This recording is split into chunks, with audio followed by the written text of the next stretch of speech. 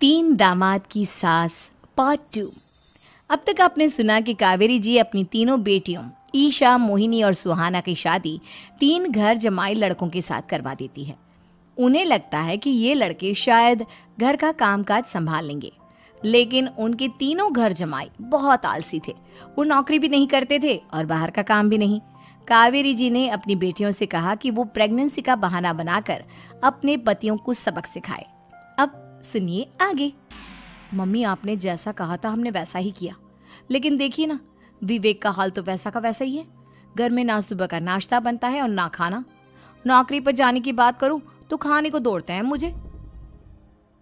हाँ मम्मी, मैंने भी सुमित को कितनी बार कहा कि अगर नौकरी नहीं करनी तो कोई छोटी सी दुकान ही खोल लो। घर का खर्चा कैसे चलेगा? देखो दोपहर के 12 बजने आए और जनाब अभी तक सो रहे हैं। हाँ मम्मी, ईशा और सुहाना ठीक कहती हैं। अविनाश का भी यही हाल है। जब मैंने अपनी प्रेगनेंसी के बारे में कहा तो मुझसे कहने लगा, अरे दूसरी लड़कियां तो 9-9 महीने तक नौकरी करती है, बस डिलीवरी के टाइम छुट्टी लेती है। मोहिनी, तुम भी नौकरी करो। अब मुझे कहाँ नौकरी मिलेगी? मम्मी बताओ अब मैं क्या करूँ?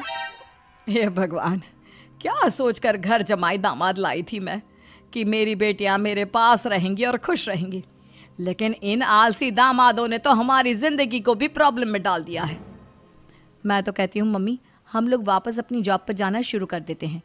बता देते हैं इन लोगों को कि हमने प्रेगनेंसी का बहाना किया है।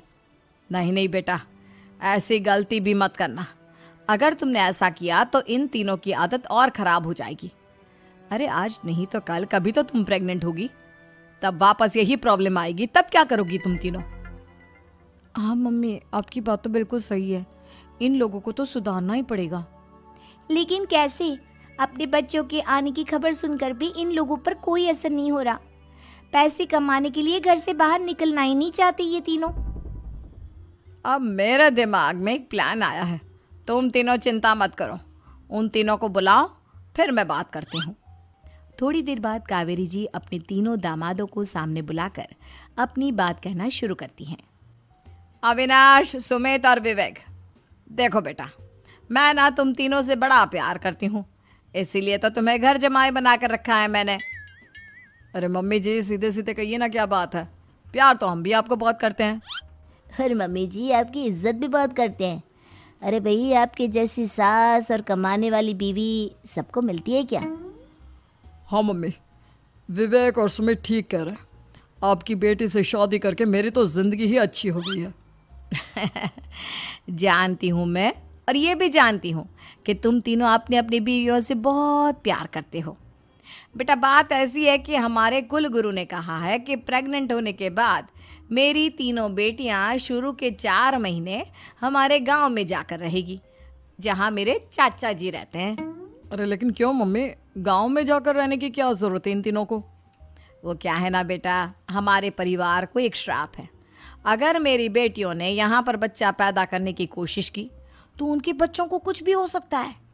इसलिए अब से लेकर 4 महीने पूरे होने तक इन्हें गांव वाले घर में रहना पड़ेगा। हाँ तो इसमें प्रॉब्लम क्या है मम्मी जी? हम भी वहाँ जाकर रहेंगे, पिकनिक मनाएंगे। अरे भाई, बीवी जहाँ हम भी वहाँ। हाँ यार, आइडिया तो बहुत अच्छा है। शहर की ज़िंदगी में रह रहकर परेशान हो चुके हैं, अब कुछ दिन गांव में बिताएंगे। तुम लोग समझने की कोशिश क्यों नहीं करते? तुम में से कोई भी वहाँ नहीं जा सकता, और मैं यहाँ रहूँगी ना तुम तीनों के साथ। 4 महीने की तो बात है, उसके बाद ये तीनों ही लौट कर आ जाएंगी। ठीक है मम्मी जी, अब हमारे बच्चों का सवाल है तो ये तो करना ही पड़ेगा। कावेरी अपनी तीनों बेटियों को कुछ दिन के लिए घर से बाहर कहीं दूसरे शहर में रहने के लिए भेज देती है। कुछ दिनों के बाद, अरे मम्मी जी, बहुत दिन से पिज्ज़ा नहीं खाया, मंगवाइए ना। क्या बताऊं बेटा, पहले तो बेटियां खर्चा दे देती थी क्योंकि उनकी नौकरी थी, लेकिन अब तो मेरे पास पैसे ही नहीं बचे। थोड़े बहुत पैसे हैं जो बच्चों की डिलीवरी में काम आएंगे। लेकिन मम्मी जी, आपकी बेटियों को वापस आने में तो अभी बहुत वक्त बाकी है। वही सोच सोच कर परेशान हो रही हूँ। सोच रही हूँ कल से दूध भी बंद करवा देती हूँ। अब दूध वाले को देने के लिए पैसे भी तो नहीं है ना। अरे नहीं नहीं मम्मी जी, अगर दूध भी बंद करवा दोगी तो मुझे चाय कहाँ से मिलेगी? और चाय के बिना मैं तो मर ही जाऊंगा। क्या करूं बेटा, इसके अलावा हमारे पास कोई ऑप्शन नहीं है, मेरे पास पैसे ही नहीं बचे। इस तरह कावेरी जी धीरे धीरे अपने तीनों दामादों को पैसे देना बंद कर देती हैं और घर में खाने पीने की चीजें लाना भी बंद कर देती है।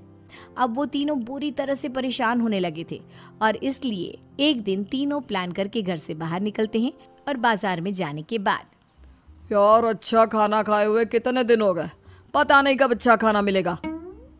हमारी बीवियों के जाने के बाद तो हमारी हालत भिखारियों जैसी हो गई है यार। कुछ भी हो, मुझे तो आज पिज्ज़ा खाना ही खाना है।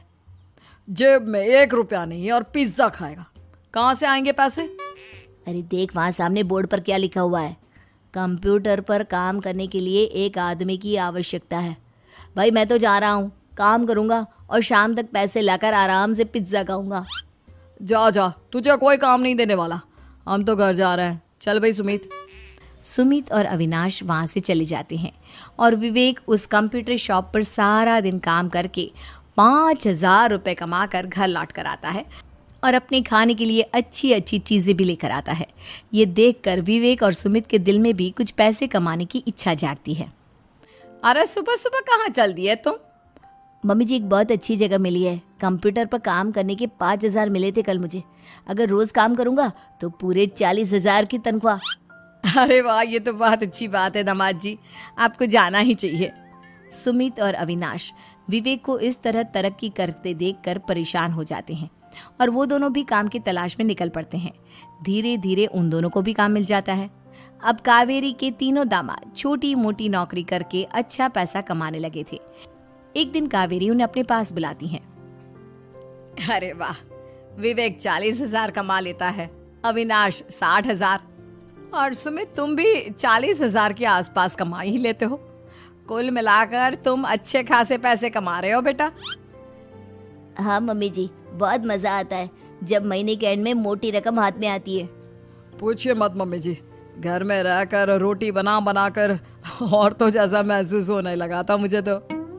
हाँ बेटा, तुम तीनों की बात तो बिल्कुल ठीक है और जानते हो अब तुम तीनों की पत्नियां भी वापस लौट कर आने वाली है। लेकिन मम्मी जी अभी तो उन्हें गए सिर्फ 2 महीने हुए हैं, आपने तो कहा था वो 4 महीने के बाद लौट कर आएंगी। ऐसा कुछ नहीं है बेटा, मैं सिर्फ तुम तीनों को सबक सिखाना चाहती थी कि आदमी घर में बैठकर बीवी की कमाई खाता हुआ अच्छा नहीं लगता। इस दुनिया में हर इंसान को मेहनत करनी चाहिए, काम करना चाहिए, चाहे वो औरत हो या आदमी, ताकि अपने परिवार को संभाल सके। कावेरी की बात सुनकर उन तीनों को अपनी गलती का एहसास होता है और कावेरी उन्हें सच बता देती है कि ईशा, सुहाना और मोहिनी शहर में ही कहीं दूसरी जगह रह रहे थे। शाम के वक्त उन तीनों की पत्नियां लौट कर आ जाती है और कावेरी जी का परिवार एक खुशहाल परिवार की तरह रहने लगता है।